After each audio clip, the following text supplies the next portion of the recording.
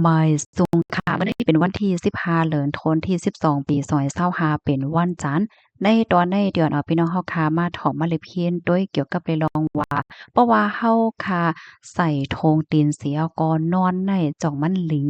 จ่องมันเตเตอเคิกต่อไปอยู่หลีมีพรหลีพรจ้าจึงหือปยก็เฮาค่ะซ้ำกึ่งนี่ไหลฟังจึงหือในนั้นค่ะเมื่อเหลียวก็ฮอดถึงมาขิงข้าวกัดเหย้าเนาะ บางตีบางตั้งเนี่ยก็เตะกัดแห้งหนักกัดแต่วาเสียวก็ถึงขั้นตีไลใส่ธงตีนนอนนั่นค่ะน่ะเนาะก้วยกะว่าเพราะว่าเฮาคาใส่นอนในจ่องมันหลี5เนี่ยมันก็ไม่ใจอยู่ในนั้นก็ป้าคาเฮาสายหมอหอมแหน่ค่ะเนาะขอตอบได้ก็ใส่ธงตีนนอนพองขิงข้าวกัดในหลีนะในค่ะว่ากูก็หลีได้หลีว่าก็เพราะว่ามันเตจอยเฮ็ดให้เฮาคาอ่นรับไหลง่ายเนาะยอก็เลิศล่มเฮาคา ไหลหลีเลอเสนั่นก็เฮกังโซนตีนแตกจังไหนป้าเทียงลูกกวานก้วยกะว่าเฮาค่ะเนี่ยก็โหลดไลหมอเลิกเอาธงตีนตีอันมันหมางย่อก็อำป้อฮีดเฮียงหน้าป่นตีเฮ็ดจังไหนค่ะมื้อหนังมังก็มีปัญหาโซนตีนแตกค่ะนะเพราะว่าเฮาค่ะตาปัญญาตาแตกเหย่อก็ใส่ธงตีนเฮได้อโลยมันเตเฮ็ดให้โซนตีนนั่นแหนมันแตกมันเตสังว่ามันแตกแข้งไหนก็มันเต จอยลดย่อมปั่นไล่เฮ็ดเนี่ยค่ะเข้ามาถ่อมด้วยลองตั้งไล่โหย่อยย่ำมันเนี่ยค่ะเนาะข้อที่1ก็จอยเฮ็ดให้รับง่ายเนี่ยค่ะเพราะว่าเฮาคาใส่ธงตีนไหนแน่นอนค่ะมันติอุ่นเหี่ยวก็มันติส่งพ่อนปังพ่อนหลีปันออกเฮาคาเหี่ยวก็เฮ็ดให้เฮาคานั้นรับง่ายเฮ็ดจั่งเนี่ยเหมือนจั่งว่าลือเฮ่อลือจ๋ายมอยเหมือนหนังว่ามอยเหี่ยวก็แค่รับกว่าแหน่แต่เป็นว่าเฮ็ดจั่งนั้นแหละค่ะ ที่2ก็เลิศล่มไหลหลีเนี่ยค่ะตีนเฮาคาโอนในเนี่ยมันจอยเฮ็ดให้เตอควักหลอดเลือดเฮาสิเฮ็ดให้หลอดเลือดเฮาคานั่นไหลกว่าไหลมาไหลหลีเนี่ยค่ะแล้วก็ที่3เนี่ยก็ลดยอมตื้อตั้งเป็นพ้องเคียงข้าวกาดให้แหน่นะการที่เฮาคาใส่ปันธงตีนอำนั้นก็ลงปันซื้อหนากลนะให้มันโอนอยู่ตาเสในเนี่ยมันก็จอยเฮกังเฮาอำเป็นวัดเป็นอานอำนั้นก็ยุมลีกินหวานพ้องขิงข้าวกัดใน ไหลเฮ็ดให้ออกทางข้อหนึ่งเนี่ยก็เฮ็ดให้ผิวเฮาค่ะในหลีค่ะเนาะเหมือนจังหนังที่กามันได้ก่อโซนตีนไหนเพราะว่าฮอดถึงมาขิงข้าวกัดไหนมันก็มันก้นในมีรองข้องขำโซนตีนแตกเฮ็ดจังเนี่ยค่ะเนาะเพราะว่าเฮาคาต้าปัญญาต้าแตกเสใส่ธงตีนเห็นนอนไหลจังไหนเนี่ยค่ะมันก็จอยปันไหลเนี่ยค่ะเพราะว่าเฮาคา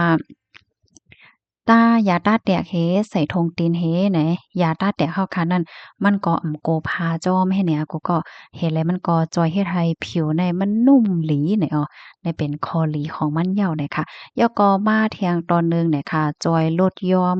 เจ็บๆจอบๆจอมหลุบกับหลุบต่อเลยจังไหนไลป้าแทงลูกกวนให้ในแอวนะค่ะอันนี้ก็เป็นพรหลีมันเนี่ยค่ะข้ออันกึ่งนี้เลยค่ะฟังค่ะเนาะข้ออันเฮาค่ะกึ่งนี้เลยฟังได้ก็ ที่หนึ่งค่ะเฮาค่ะกึ่งนี้เลยเลิกโถงตีนให้มันกึ่งงามค่ะเนาะเหมือนจังหนังโถงตีนตีอันเป็นผ้าที่มันนุ่มเฮ็ดเนี่ยกูก็ผ้าที่มันเข้มมันหลีมันโอนมันโนนเฮ็ดจั่งใดแล้วแลเป็นโถงตีนที่มันคิดแข้งน่ะป่นตีให้เนี่ยเพราะว่าเป็นโถงตีนนุ่งนอนได้จึงคันได้ไว้ในแคปหางเนี่ยว่าพี่น้องเขาก็ฮู้ว่าเปิ้นฮ้องว่าผ้าสังให้ไหนคันนะ มันแต่มีพาของมันให้ไหนคะไหนเหมือนจังหนังว่าเพราะว่าเฮาคามาสายยาวไหนมันบ่ฮาดแฮงน่ะป่นตีปยกเนิบพามันก็มันโอนมันโนนหลีให้เนี่ยเนาะจังหนังอันนี้ไว้ที่ในแคบหางเนี่ยว่าพี่น้องเปิ้นฮ้องพาหางแต่โอ้มันแต่มีชื่อมันไหนค่ะเนาะตั้งไทยเขาได้ก็ได้ฮ้องว่าพาฝ้ายนี่ค่ะว่ายกอเที่ยงอันหนึ่งซ้ำเนี่ยอย่าไปป้อเอาธงตีนที่มันหนาแห้งหนาป่นตียกอตีอันมันฮีดแห้งหนาป่นตีเพราะว่ามันหนาหนาป่นตีมันฮีดแห้งหนาป่นตีมันติเฮ็ดให้เฮาคันนั้นร้อนหนาป่นตีเฮอำนั้นก็เฮ็ดให้เลือดลมเฮาคันไหลอำหลีเฮ็ดจั่งใดคะต้นตาลูกอ่อนก็เหมือนกันเหย้านะคะให้เลือกด้วยปันธงติ้นปันเขาให้เป็นผ้าอันที่มันหลีและเฮ็ดแห้งหน้าป้นตีนนั่นเฮ็ดจั่งไหนเนี่ยค่ะจังหือก็เหย้าเนี่ยค่ะเนาะลองตีใส่ธงตีนเฮนอนได้มันก็ใจเลยว่ามีพรดีตอนดากูก็หนังเก๋าเฮ็ดให้ก้นที่อันมีรองข้องขำเกี่ยวกับโลยลอง เลิศฮาวแห้งค่ะเนาะลองเลิศไหลป้อหลีห้านั้นก็ก้นที่อันมีไว้ตั้งเป็นผิวเนื้อผิวหนังไหลเจ้าในเนาะป้าเจ็มก้นที่อันมีคือออกตีตีนแห้งน่ะป้นตีมันก็ในตีนได้เป็นคือละเซคือออกในได้มันก็ป้อกึ่งเรียบนั่นค่ะเนาะสังเจ้าหนังว่าเป็นเฮหำไข่ตื้อทงติ้นในตีหือเนี่ยก็ไฮไลท์ตึงปางโพโรงเรียนฝ่ายมอยาเขาในเขาก็อย่าเพราะว่าเป็นก้นโยโย่มีตั้งเป็นจับโตหังได้ก็กำนำได้ก็หันถึงว่ามันเป็นพรหลีมันมีพรหลีเฮ็ดจังไหนอะเนาะ ข้อมูลอันใดค่ะเลยปึงอิงเอามาที่ห้องการสนุกออกไว้เนี่ยค่ะปยก็เป็นฝ่ายค้นคว้าหรือเพี้ยนลองป้ายอยู่หลีดีจันจอมดีเมืองลอนดอนค่ะเนาะเมืองอังกฤษเนี่ยค่ะป้องว่าอยู่ดีผู้โรงเรียนฝ่ายป้ายอยู่หลีเขาละลายติละลายเมืองเปิ้นออนกันมาเปิ้นแพเกี่ยวเลยลองในลองอันว่าใส่ธงตีนนอนพ้องกินข้าวกัดในมีพรหลีตั้งน้ำอันว่านั้นยาวค่ะ พี่น้องเฮาคาโลจ่องตื้อถงตีนนอนกันหาพ้องเขียงข้าวกัดในเมื่อแต่มันคาหันแม่นข้อมูลอันใดค่ะก็ตกใจเนาะคาโกบ่อยากเข้ามาปันฟังว่าอย่าไปตื้อถงตีนนอนน่ะแหน่ก็เปิ้ว่าคาเฮาก็ตื้อถงตีนนอนกูขึ้นเหย้าในอ้อยย้อนว่ามันกัดหน้าในค่ะนะมาอ่านแม่นปองความอันใดยก็มีตั้งซื่อใจกว่าเหย้าในค่ะเนาะปองว่าเฮาคาตื้อถงตีนนอนไรค่ะลอดเพอยู่อำเป็นสังไหนเนาะก้วยกะเฮาโหลไหลเลิกถงตีนอันพามัน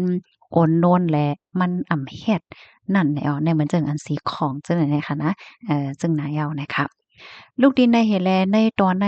ได้ย้อนมาอบโอ้พี่น้องค่ะอีกหนึ่งค่ะเนาะมื้อใน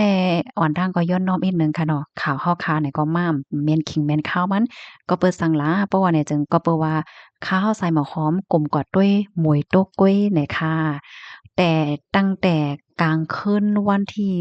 13ค่ะเนาะต่อถึงวันที่14กลางไหนเนาะมื้อเลียวก็ตึกเป็นวันที่14อยู่นะคะอ้อหมวยโต๊ะค่ะที่เว้งหลงนิวยอร์กในเนี่ยค่ะ ปอกำในเตเลยว่าตกนำหน้าเนี่ยค่ะเนาะกวาดตัวเหี่ยวเนี่ยก็โอ้โฮซัมปอขาวลงกว่าเสียงมดเนี่ยค่ะ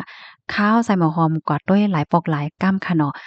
มือกลางในเจ้าแน่ๆกวาดด้วยในเป็นพ้องหมวยตกลงมาค่ะนะกูก็เหมือนจังหนังฝนตกนะก้อยกะว่ามันใจน้ำมันเต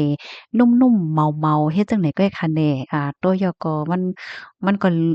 ตื่นเต้นหลีเนี่ยค่ะเนาะตื่นเต้นหลีหลีเกี่ยว เมื่อกูปอกได้ก็ยามหันที่ในแคบหางนั้นก็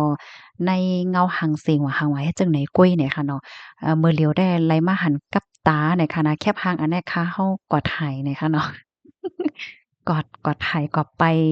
ด้วยเหี่ยวกอดไหให้หน่อยค่ะอ๋อตั้งกัดได้โลว่าหือเหย้าเนี่ยค่ะกัดหนาๆเฮ็ดจังได๋ค่ะนะมันก็ได้ตกลงมาตกๆๆๆๆให้ก็เนี่ยค่ะซัมปอขาวลงกว่าเสียงโมดเฮ็ดจังได๋ค่ะเนี่ยกูก็ ค่ะในก็เป็นที่นิวยอร์กเนี่ยค่ะเนาะเมื่อในกำเหลียวเหย้าเนี่ยค่ะยินจมกูก็ที่รับถอมปานแอนปานแห้งค่ะเนาะย้อนให้อยู่เลยกินหวานและรอดเพกันกูก็ค่ะออมอยสุงค่ะ